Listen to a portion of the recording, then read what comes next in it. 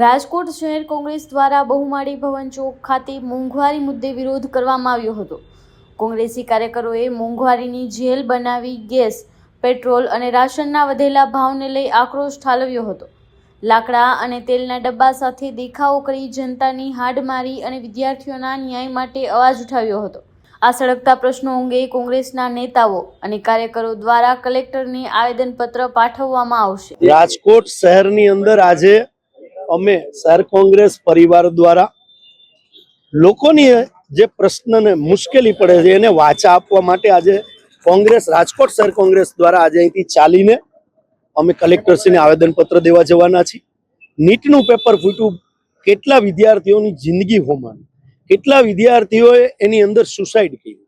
મોંઘવારીની વાત કરીએ તો ગેસ, પેટ્રોલ, ડીઝલ, અનાજ, પછી તમે વનસ્પતિના ભાવો જુઓ, ખેડૂતો છે તો ખેડૂતોને અત્યારે બિયારણના ભાવો જુઓ, ખાતરોના ભાવો જુઓ, શાકભાજીના ભાવો જુઓ, ગૃહિણીઓનું બજેટ વિખાઈ ગયું છે। માત્ર અચ્છે દિનની વાત કરે છે અને આ ભારતીય જનતા પાર્ટીના વડાપ્રધાન વિદેશમાં ફરવામાંથી વ્યસ્ત છે। દેશ કટોકટી તરફ જઈ રહ્યો છે ત્યારે આ લોકો તાઇફાઓમાં વ્યસ્ત છે।